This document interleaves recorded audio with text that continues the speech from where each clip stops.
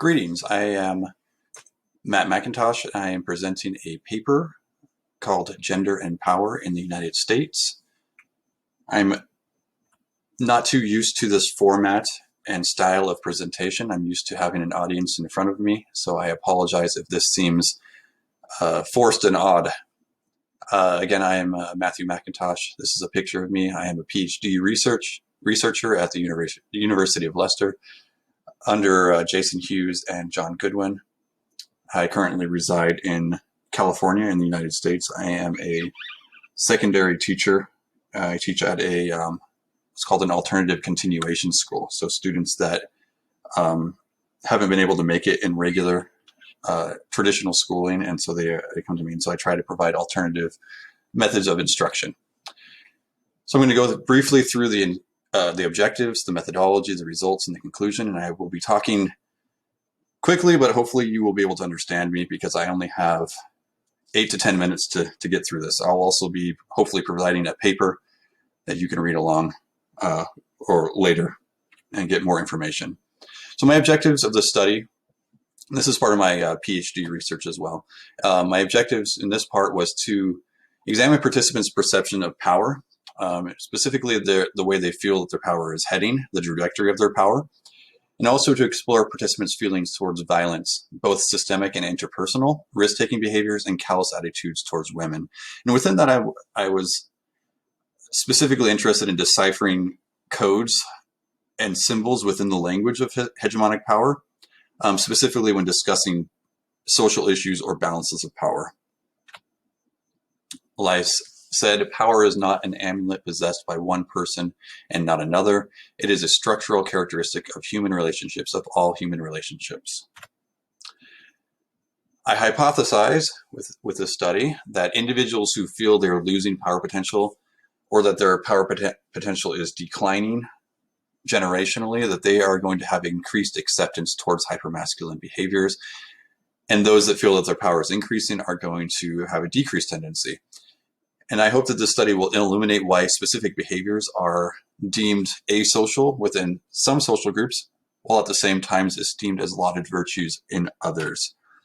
I draw heavily from several notable scholars and scholarship in this area, specifically R.W. Connell, The Hierarchy of Masculinity's Paradigm, the Precarious Manhood thesis that talks about how these hypermasculine characteristics are a way of reasserting manhood. They call it a manhood restoring tactic. Of course, from Elias, specifically with the methodology, that process-oriented sociology. And from Moser and Sirkin, we're at the HMI, the hypermasculine inventory. A lot of scholarship has been done on hypermasculinity, mostly in the field of psychology. And this is kind of trying to bridge that over into the sociology fields and like a greater, longer term perspective on that idea. I implement a relational approach. The hope is to move beyond gender determinism to explain masculine behavior is simply the result of external forces. I want a process relational perspective that focuses on interactions, dynamics, changing social mechanisms. And my core aim is to present hypermasculinity and its associated characteristics as a more complicated, more nuanced social phenomenon, with a simultaneous awareness of both the material and the discursive that are simultaneously concurrent. Follow all the BSA and university guidelines as far as ethics.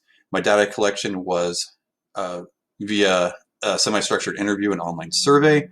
And within my sample, I have an excellent cross-section, I think, of all the major ethnic groups, culture groups, genders, ages, geographic regions within the United States. The United States is quite big, but I was able to get several of the regions, and I think I have a good cross-section and an excellent sample to discuss this specific issue.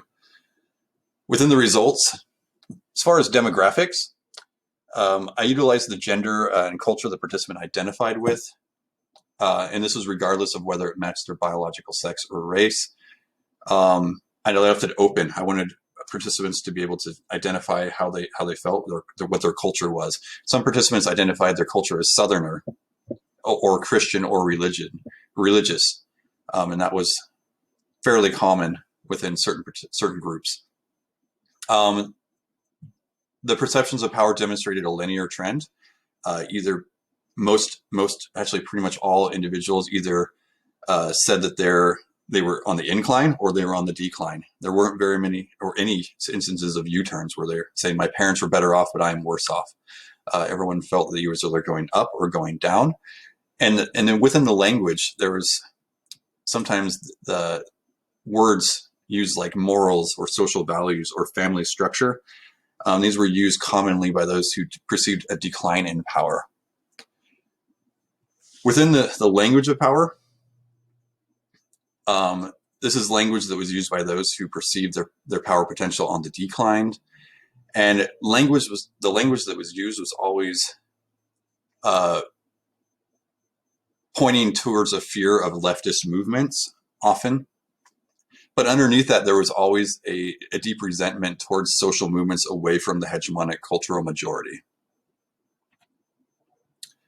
As far as interpersonal violence, so now I'm going to go through each of those characteristics of violence, risk-taking, and callous attitudes towards gender and outsiders. As far as interpersonal violence, all participants surveyed and interviewed indicated that interpersonal violence with adults was inappropriate, except in cases of defense of self, family, or country. There was some differences between children, however, and that was the most stark difference. Participants who perceived their position on the decline were much more tolerant and accepting when it came to interpersonal violence between children, specifically between boys, but sometimes some participants also with girls. Some said that intervening too much was detrimental. They needed to learn to deal with being antagonized and bullied. They argued that children need to fight in order to understand the differences of hierarchy and social order. They said it was like a rite of passage almost.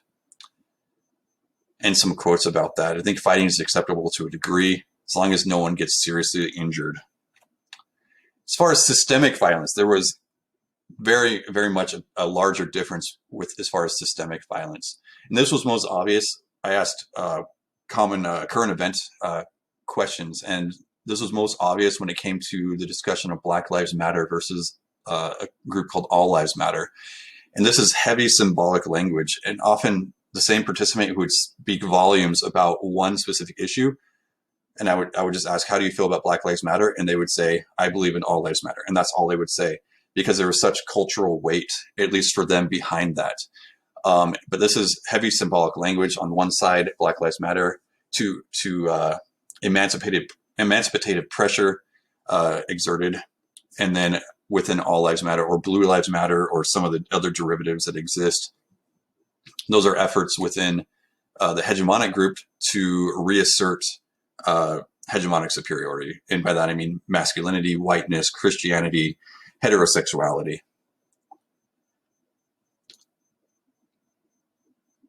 Within the All Lives Matter movement, responses indicated two fears. One of those was the fear that American society was going to be drastically transformed from what it was, and the other was a fear of perceived militancy. One participant said, I feel that it's completely unnecessary and attempts to place other races or ethnicities below another. I believe in all lives matter. I think that all lives matter, and sometimes I think the Black Lives Matter movement sometimes leads to aggressive attitudes towards those in authority, like the police. As far as immigration and refugees, there was a large difference between those that perceive their power on the decline versus other participants. There was a strong emphasis on legal and illegal, but the big difference came when it came to assimilation. Those that perceived their power on the decline were very much pushed towards assimilation. They wanted all immigrants to abandon their old lifestyle and embrace a new American norm, which is very much rooted in strong patriotic symbolism like the national anthem, speaking English, the flag, things like that. And some more quotes that you can look through. I'm running out of time. I apologize. As far as gender, participants that saw their power in the decline argued that discrimination against women was due to movements away from natural or traditional roles. And there's some quotes that symbolize that. As far as the treatment of men, there was the same thing. They argued that there's a decline in masculinity, and that was because men were not filling their traditional roles, or not being taught. And many, I found interesting, many used specific media examples and argued that there has been a specific decline from the 50s and 60s, and they issued examples within movies and within film and within TV of these strong masculine characters, and then their decline and now in society. Oftentimes they argued that the decline of masculinity was the result of abuses by women, using the language of feminists or leftist women. As far as risk-taking behaviors, I was unable to find a clear trend within this research project. I think I used difficult or wrong questioning for this type. Most participants were not interested in extreme sports or other types of risk-taking behaviors. And I think in the future, if I was able to capture, I would be better able to capture this if I attached it to principles of violence or systemic violence or fighting among children, perhaps. This project, I think, demonstrates that an individual's perception of power is associated with their acceptance towards certain hypermasculine behaviors. The study demonstrates that hegemonic language is used heavily within this group, and then often overlays social discourse concerning political, economic, or social issues.